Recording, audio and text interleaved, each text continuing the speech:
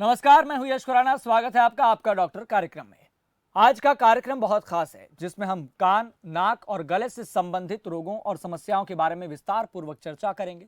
विषय बहुत अहम है। इस विषय पर बात करना तब और ज्यादा जरूरी हो जाता है जब ठंड का सितम लगातार बढ़ रहा हो, मौसम पूरी तरह से बदल गया हो। ऐसे में कान, नाक, गले से संबंधित समस्या बढ़ने लगती है। अमूमन मरीजों की संख्या में इजाफा देखने को मिलता है। ऐसी परिस्थिति में सही जानकारी होना बेहद जरूरी है। इसलिए हम आज इन विषयों पर पूरी तरह से बातचीत करेंगे, विस्तार पूर्वक बातचीत करेंगे ताकि आपको पूरी जानकारी हो सके। लेकिन अब सवाल यह है कि कान, नाक और गले से जुड़ी कौन कौन सी समस्या या रोग होते हैं, इससे कैसे निजात पाएं, डॉक्टर के पास कब जाना चाहिए, क्या इसका स्थायी इलाज है, लक्षण क्या होते हैं, और भी तमाम सवाल जिन पर हम चर्चा करेंगे। आपको बता दें कि इस विषय पर हमारे साथ बात करने के लिए होंगे ईएनटी स्पेशलिस्ट अमित किशोर। इसके तरह एक और अहम बात यहाँ पर यह है कि अगर आपको भी कान, नाक और गले से समस्याओं से जुड़ा कोई सवाल पूछना है तो आप सवाल पूछ सकते हैं। लगातार आपकी टीवी स्क्रीन पर नंबर फ्लैश होते रहेंगे। आप कॉल कीजिए, सुझाव लीजिए, परामर्श ले सकते हैं। लगातार आपकी टीवी स्क्रीन पर नंबर फ्लैश हो रहे हैं। अगर आपका भी सवाल कान, नाक और गले से संबंधित है या फिर किसी रोग से जुड़ा हुआ कोई सवाल है तो आप तुरंत कॉल कीजिए। लगातार आपकी टीवी स्क्रीन पर नंबर फ्लैश हो रहे हैं। आप सलाह ले सकते हैं, परामर्श ले सकते हैं।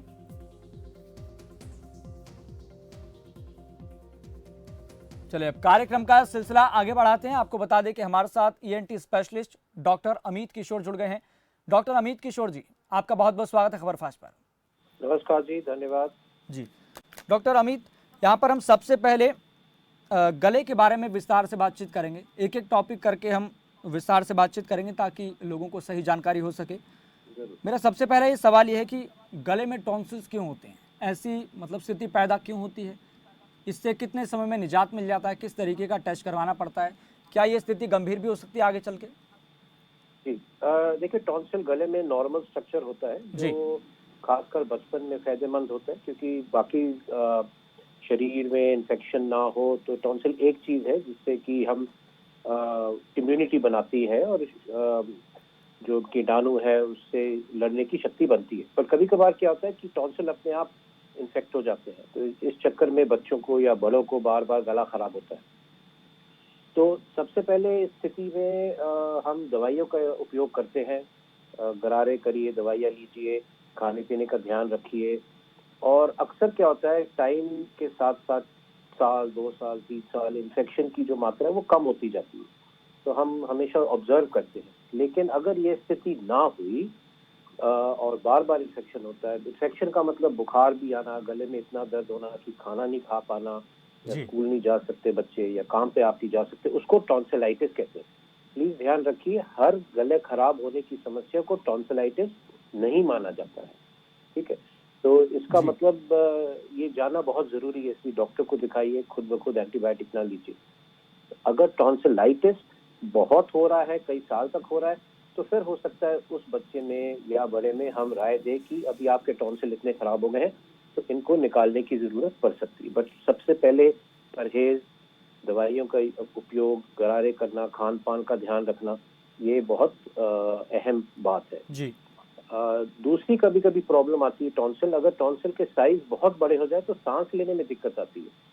कभी कभार बच्चे आते हैं हमारे पास जिनके माता पिता कहते हैं कि बच्चे को नाक से नहीं, मुंह से सांस लेना पड़ रहा है, खराटे हो रहे हैं, या नींद में, सोने में दिक्कत आती है। तो इस स्थिति को ऑब्स्ट्रक्टिव स्लीप एप्निया कहते हैं। ये पहचानना बहुत जरूरी है, क्योंकि ये आपके या बच्चे की सेहत से हानिकारक हो सकता है, क्योंकि ऑक्सीजन नहीं आता है अंदर। ऑक्सीजन नहीं जाएगा तो दिल पे और फेफड़ों पे असर पड़ता है। तो अगर ऐसी स्थिति है तो अपने डॉक्टर को दिखाइए। उस स्थिति में भी इलाज करना पड़ता है दवाइयों के जरिए, नहीं तो फिर कभी कभार टॉन्सिल को निकालना पड़ता है ताकि सांस लेने में दिक्कत ना हो।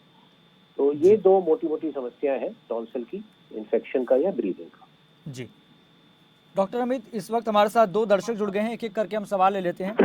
हमारे साथ जुड़े हैं कमल भान कानपुर से। कमल जी, आपका बहुत बहुत स्वागत है। आपका सवाल क्या है? सवाल क्या है, गले में ना खराश होती है, खांसी होती है बहुत जी। हेलो जी जी, सुन पा रहे हैं हम कमल जी आपको। हाँ जी कमल जी, आपने बताया कि गले में खराश होती है, खांसी होती है।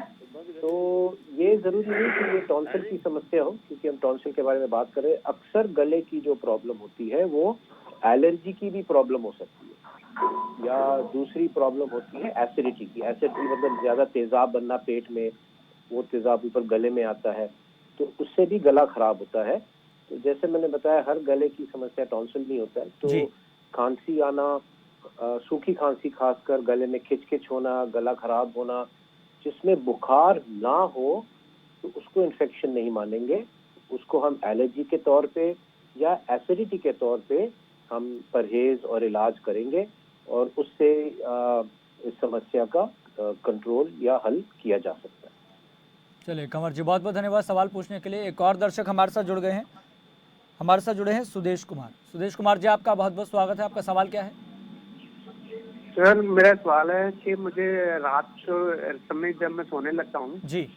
अपना, तो मेरे कानों में ना ऐसे आवाज आती है जैसे कोई मोटर चल रही हो, घूम घूम घूम जी। करके, ऐसे करके थोड़ी रुकती है, फिर घूम घूम घूम ऐसे होता है। ये क्यों होता है? हाँ, तो इस समस्या को या इस कंडीशन को टिनिटस का नाम दिया जाता है साइंटिफिक भाषा में। अगर कान के अंदर जो नसें हैं उनकी आवाज आपको सुनाई दे रही है।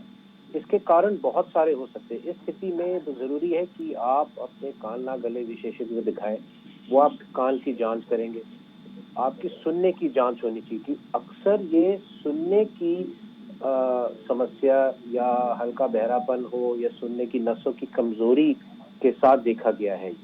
तो इन सब जांचों के बाद आपके डॉक्टर आपको बता पाएंगे कि आपकी जो ये टिनिटस की समस्या है उसका कारण क्या है, और कारण के हिसाब से फिर इसका ट्रीटमेंट किया जाएगा। क्योंकि ये तो एक सिम्टम हो गया, ये तो एक लक्षण हो गया, इसके पीछे कारण क्या है एक बार वो पता चल जाए तो उस कारण के प्रति ट्रीटमेंट किया जा सकता है। चाहे कान में इन्फेक्शन हो, पर्दे में छेद हो, कान के पीछे पानी हो, या जैसे मैंने बताया अक्सर नसों की, सुनने की नसों की कमजोरी की वजह से हो। तो ये चीज है। चलिए सुदेश जी, बहुत बहुत धन्यवाद सवाल पूछने के लिए। एक दर्शक हमारे से जुड़ गए हैं करनाल से, अनु। अनु जी, आपका बहुत बहुत स्वागत है। आपका सवाल क्या है? हाँ जी सर, मैं अनु बोल रही हूँ करनाल से। जी। सर, मेरी मम्मी है, जी। उनके कान में ना मतलब साल में एक बार पता नहीं कोई प्रॉब्लम, ये क्या है समझ में नहीं आता। कुछ इन्फेक्शन, हमने डॉक्टर से पहले भी पूछा था तो उन्होंने बताया कि कोई इन्फेक्शन हो जाता है इनको। जी। तो उनके कान में बहुत ज्यादा पेन, इतना जबरदस्त पेन रहता है कि वो सो नहीं पाती है और उनका कान बहने लगता है। जी। इतना बहता है कि ब्लड भी आता है उसमें से, और बहुत मतलब दिखाने के बाद भी मतलब कुछ फर्क ही नहीं पड़ रहा। अब भी मतलब उनको पेन रहता है हल्का हल्का। ठीक है जी। तो ये जाहिर है कि कान, आपकी मम्मी के कान में इन्फेक्शन जरूर है, क्योंकि कान बहता है, ब्लड भी आता है उसमें, तो ये तो है ही क्लियर। अब ये देखना बहुत जरूरी है कि इन्फेक्शन का कारण क्या है। हो सकता है कि कान की जो हड्डी है उस हड्डी में इन्फेक्शन हो, तो वो सीटी स्कैन के जरिए पता चलता है। तो आप अपने डॉक्टर को दिखाएं, उनको सीटी स्कैन कराना चाहिए। कभी कभार एमआरआई भी किया जाता है, देखने की बीमारी अंदर कहाँ फैली हुई है। दूसरी बात, ब्लड शुगर का चेक करना बहुत जरूरी है, क्योंकि जो आप बता रहे हैं डायबिटीज वाले पेशेंट में जिनकी शुगर कंट्रोल में नहीं हो, उनमें ये ज्यादा पाया जाता है। तो तीसरा, हाँ, तो ये शुरुआत में दवाइयों से कंट्रोल किया जाता है, लेकिन सीटी स्कैन के आधार पे और कान में दिखता क्या है, पर्दे की स्थिति क्या है, हड्डी की स्थिति क्या है, उसको जानने के बाद फिर इनका प्रॉपर इलाज किया जाना चाहिए। और हो सकता है इस इलाज में कान की सर्जरी भी करानी पड़ सकती है। अगर हड्डी गली हुई है तो उसकी, या पर्दे की सर्जरी, वो देखने के बाद, इन सब चीजें देखने के बाद ही किया जा सकता है। तो आप सीटी स्कैन कराएं और उसके बाद एक कान के स्पेशलिस्ट को दिखाइए, वो आपको बता पाएंगे कि आपकी मम्मी को कान की ऑपरेशन की जरूरत है कि नहीं। शुगर भी प्लीज चेक कराइए सर। और मेरी भी प्रॉब्लम है, मतलब मेरे गले में ना बहुत जल्दी पेन होने लगता है। मतलब थोड़ा सा भी अगर मैं आवाज, ऊंची आवाज में बात कर लूं तो मतलब बहुत पेन होने लगता है, और वो पेन मतलब लगभग हफ्ता रहता है मेरे गले में। उस स्थिति में फिर आपको अपने गले को दिखाना चाहिए। गले की दूरबीन की जांच होती है, लैरिंगोस्कोपी कहते हैं। उससे डॉक्टर को पता चलेगा कि आपकी आवाज की डिब्बी में क्या हो रहा है। हो सकता है एसिडिटी की वजह से हो या कोई और बीमारी हो। तो इस दूरबीन की जांच से पता चलेगा। उसके आधार पे फिर आपको जो ट्रीटमेंट है, जो भी इलाज है, उसकी राय दी जाएगी। Okay sir. अनु, बहुत बहुत धन्यवाद सवाल पूछने के लिए। डॉक्टर अमित, अगर इसी सवाल को, जो इनसे पहले सवाल उन्होंने पूछा था कि कान बहता है, खून निकलता है, अगर ऐसी परिस्थिति में फौरी राहत के लिए कोई उपाय बताया जाए, क्या हो सकता है फौरी राहत? देखिए, इस स्थिति में कान दर्द के लिए तो आप सिंपल दर्द की दवाई ले सकते हैं जी। और कान का अगर बहता है तो हम एंटीबायोटिक ड्रॉप्स आते हैं, कान के ईयर ड्रॉप्स आते हैं, वो दिए जा सकते हैं। और दूसरा, शुगर, मैंने बताया शुगर चेक कराना चाहिए। कभी कभार एंटीबायोटिक के टैबलेट भी देने पड़ते हैं इन्फेक्शन को कंट्रोल करने के लिए। उससे टेम्परेरी कंट्रोल होता है, पर इसका जो सही, मतलब अस्थायी तौर पर इलाज हो जाता है, ये कह सकते हैं। हाँ, वो एक जनरल सा इलाज होता है। पर जो स्पेसिफिक इलाज हुआ वो उनके सीटी स्कैन या एग्जामिनेशन के बाद ही किया जाए। जी।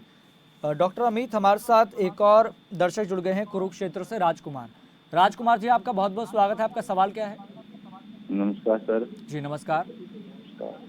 सर, ये जो किसानों का आंदोलन है ना जी, अब ज्यादा से ज्यादा इस पे फोकस क्यों नहीं रखते? राजकुमार जी, हमारा आज का जो विषय है, या आप तो दूसरे विषय के बारे में बात कर रहे हैं, अगर आपको इससे संबंधित कोई सवाल पूछना है तो आप पूछ सकते हैं। चलिए राजकुमार जी, बहुत बहुत धन्यवाद। चलिए राजकुमार जी, आपको एक और यहाँ पर जानकारी बता दें, अगर आपको सवाल ही पूछना है, कुछ सुझाव देना है, तो इस तरह का कार्यक्रम हमारा कॉलिंग प्रोग्राम होता है, यहाँ पर 8 बजे आता है, आप उसमें कॉल करके ये सवाल पूछ सकते हैं। चलिए डॉक्टर अमित, यहाँ पर देखा गया कि मौसम बहुत बदल गया है, ठंड का सितम भी बहुत बढ़ गया है और वायरस भी कई तरह के आ गए हैं। जी। अब बर्ड फ्लू को लेकर भी दस्तक हो गई। उससे पहले बात करें तो न्यू कोरोना आया, जिसका स्ट्रेन हमें देखने को मिला, 70% तक इसकी ग्रेविटी ज़्यादा है। पहले से कोरोना चल रहा था और ऐसे में जब मौसम बदलता है तो गले में खराश, बलगम, तरह तरह की समस्या आती है। तो किस तरीके से हम इसको देखें और किस तरीके से निजात हमें मिल सकती है? ये बिल्कुल उचित सवाल पूछा आपने, क्योंकि ये बीमारियां आती जाएंगी। आप हम देखते हैं हर साल, हर दूसरे साल कुछ न कुछ आता रहता है और मौसम का प्रभाव भी पड़ता है। तो कुछ बेसिक चीजें हैं जो हमें हमेशा ही ध्यान में रखना पड़ेगा, चाहे कोई बीमारी हो, कोई भी वायरस हो, और विंटर्स में, सर्दियों में ज्यादा होता है। तो सबसे पहले खाने पीने के परहेज के बारे में बात करें। ठंडी चीजों का प्रयोग कम करना है और खट्टी चीजें हो। इन चीजों से देखा गया है कि बीमारी या वायरस पकड़ने की जो स्थिति वो बढ़ जाती है, हमारी इम्यूनिटी थोड़ी इफेक्ट हो जाती है। दूसरा, खान पान में आप वेल बैलेंस डाइट लीजिए। फल फ्रूट हो गया, जो लोग नॉन वेजिटेरियन है, अंडा खा लिया, कुछ नॉन वेजिटेरियन खा लिया, तो अच्छे अपनी सेहत या अपनी इम्यूनिटी बहुत जरूरी है इसमें। क्योंकि आखिरकार क्या होता है, ये चाहे कोई भी वायरस हो, हमारी इम्यूनिटी के ऊपर ये निर्भर है कि हम उस इन्फेक्शन के प्रति हमें बीमारी होती है कि नहीं। तो इम्यूनिटी रखना ठीक है, ब्रीदिंग। और तीसरा है एक्सरसाइज करिएगा, चाहे योगा करिए, कोई भी और प्राणायाम करिए, ये बहुत जरूरी है। सर्दियों में भाप लेना फायदेमंद है। और पानी, जैसे मैंने बताया, ठंडा नहीं, थोड़ा कोसा या गर्म करके पानी लीजिए। अभी आजकल तो मास्क की स्थिति आ गई है, रूटीनली हो गया, हम सब मास्क पहने हैं। बट अगर आप अपना नाक मुंह ढकें ताकि पोल्यूशन, मिट्टी, गर्दे की तरफ आप थोड़ा सा केयर करें जी, तो ये एक प्रिकॉशनरी तौर है। तो ये सिंपल चीजें हैं जो हम सब कर सकते हैं ताकि हम हम अपनी इम्यूनिटी को थोड़ा अच्छा रखें, और जो वायरस है, पोल्यूटेंट्स हैं, इन सब चीजों के प्रति हमारा जो एक्सपोजर है वो थोड़ा जी, मतलब हमें बेसिक चीजों का तो खास तौर पर ध्यान रखना होगा, चाहे कोई भी आए। बिल्कुल, सावधानी हमें बरतना बेहद जरूरी है। जी बिल्कुल, अगर ये चीजें करेंगे तो आधी से ज्यादा समस्या हमारी कंट्रोल में रहेगी, फिर चाहे कोई भी वायरस हुआ या कुछ हुआ। तीसरा, कोई भी अगर हमारे घर में, परिवार में या कोई जानकार है जो बीमार हो तो उससे दूर रहे। आजकल सोशल डिस्टेंसिंग तो सब जान गए हैं इसका मतलब, तो उसका थोड़ा सा आप ध्यान रखिए कि आप दूर रहें। अगर छींक आती है, खांसी आती है तो आप टिश्यू में या रुमाल में करिए, ना कि में आपने अपना पल्लू ले लिया या अपना कोई कमीज में ढकर दिया, फिर आपने वही आपने पहन लिया। तो ऐसी चीज रखें, हाथ को साफ रखें। तो ये सब चीजें अब सब हम सीख गए हैं कोरोना के चक्कर में। तो ये चीजें हैं जो हमें हमेशा, अगर हम एहतियात बरतें, हमेशा केयर करें, बिल्कुल हम स्वस्थ भी रह सकते हैं और वायरस से या फिर जो जिस भी तरह की बीमारी आती है उससे हम सावधानी बरतते हुए अपने आप को खुद स्वस्थ भी रह सकते हैं। जी जी डॉक्टर अमित, अब यहाँ पर देखा ये जा रहा है क्योंकि थ्रोट कैंसर के बहुत से मामले सामने आ रहे हैं जी, ये समस्या बढ़ती जा रही है और खास तौर पर हमारे देश की बात करें तो ये संख्या उतनी ही तेजी से बढ़ रही है जितनी हमें उम्मीद भी नहीं थी। आप क्या मानते हैं इस मामले को लेकर कि क्या दो वो उपाय होने चाहिए जो हम इससे बच सकते हैं? लेकिन उससे पहले आप बताएं, हमारे साथ एक दर्शक जुड़ गए हैं भारत भूषण चंडीगढ़ से। भारत भूषण जी, आपका बहुत बहुत स्वागत है। आपका सवाल क्या है? सवाल है सर, मैंने ना मेरे नाक में ना थोड़ा सा मेरे नाक से सांस जाता है, नीचे नहीं आता, मतलब कि 2 बार ऑपरेशन करा चुका पर दोबारा फिर बढ़ जाता है जी। तो हेलो जी भारत जी, हम आपकी आवाज सुन पा रहे हैं। बात कितने बार भारत जी, आपको ये समस्या कब से है? ये मेरे को समस्या है जी, लगभग 10 साल से है जी। जी जी जी, हाँ भारत जी, अगर मैं सही समझूं तो आपके नाक में मस्से या पॉलिप बन रहे होंगे। ये लगभग 10 साल से है जी। हाँ, ये 10 साल से।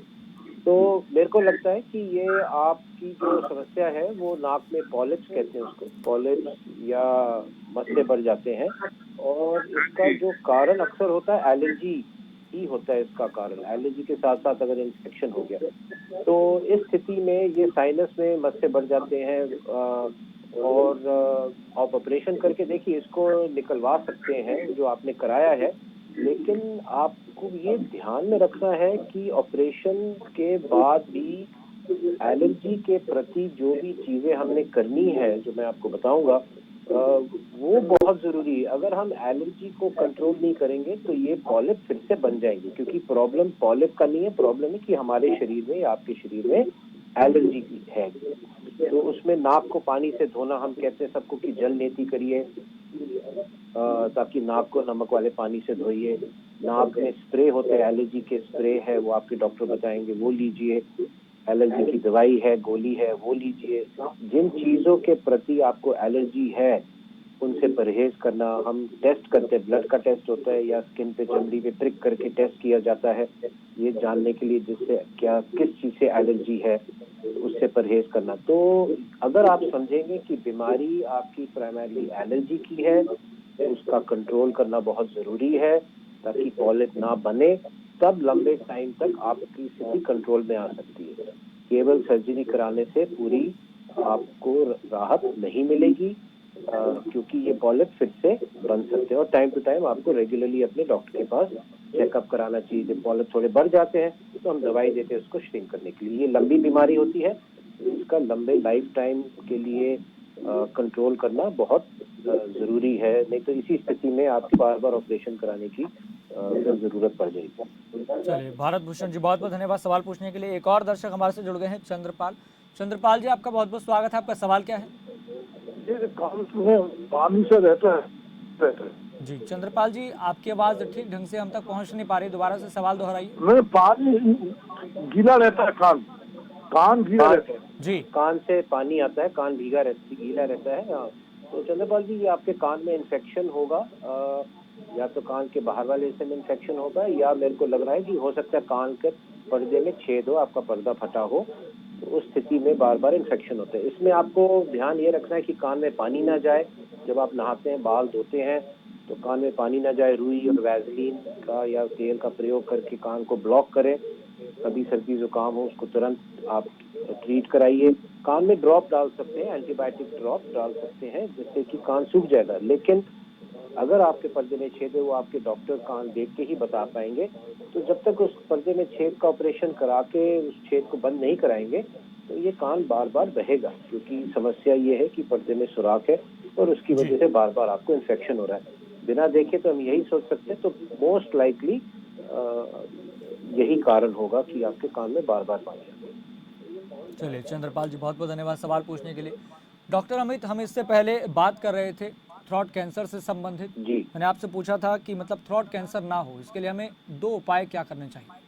हाँ देखिए, बिल्कुल सही है। हम बहुत देख रहे हैं कि थ्रोट कैंसर जी। की जो समस्या है वो बढ़ती जा रही है, तो आपने बिल्कुल सही कहा। सबसे पहली बात ये है कि स्मोकिंग, जी ये हम सब जानते हैं कि सिगरेट और बीड़ी, तंबाकू, इसका प्रयोग करने से कैंसर की संभावना बढ़ती है। तो ये एक बहुत अहम मैसेज है सबके लिए कि ये जो सिगरेट, बीड़ी, तंबाकू, इन सब का जो प्रयोग करना है ये बिल्कुल हमें बंद करना चाहिए, क्योंकि इससे हमारी कैंसर होने की संभावना बढ़ जाती है।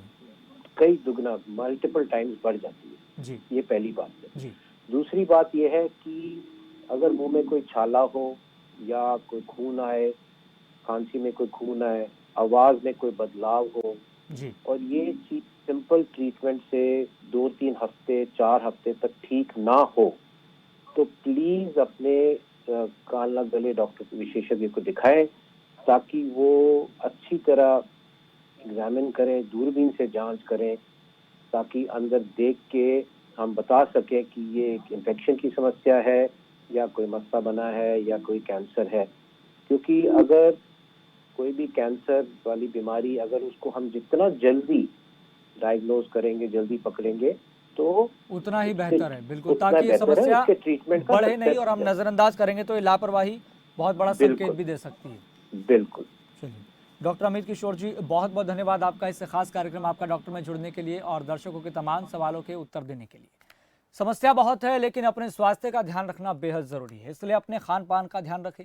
अगर कुछ समस्या हो जाए तो तुरंत डॉक्टर को दिखाएं, क्योंकि लापरवाही और समस्या को नज़रअंदाज करना भारी पड़ सकता है। फिलहाल आपका डॉक्टर में इतना ही। मुझे दीजिए इजाज़त, देखते रहिए खबर फास्ट।